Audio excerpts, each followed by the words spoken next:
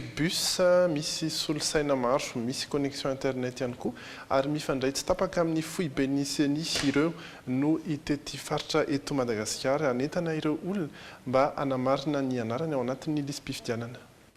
Araka izany dia ny fanaraka amin'ny fanomezan-tanana androany CENI sy ny ministeran'ny posta ary ny fifandraisan-davitra sy ny fampiroboroboana ny ara nomerika. Araka ity vaovao entiny Jery Edouard sy Dolpha Rakotoniaina ity.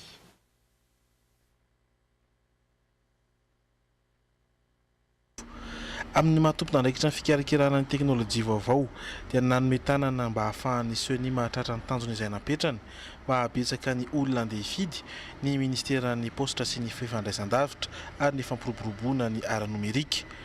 Tsy isy intsony ny overzo fa dia ao anatin'ny fangarahana tanteraka manomboka izao ka hatramin'ny fiafaran'ny processus électoral zany ny asa zay nankina amin'ny CENI. Nataosy androany maraina ny fanolorana ity fanampiny ity izay tafiditra amin'ny fanohanana ara-teknika sy ara-podi-drafitrasa voalaza ny lalàna 524 tsipika aotra 20. Bus misy solosaina maro, misy connexion internet ary mifandray tsy tapaka amin'ny foibe ny CENI no itety faritra maro eto Madagasikara ka nentana ireo olona mba hanamarina ny anarany ao anaty lisam-pifidianana amin'ny alalan'ny internet. Fitsika ny zavatra tediavintsika zany dia hoe mba ho voatohina daholo zany ny vahoaka malagasy mpifidy rehetrarehetra.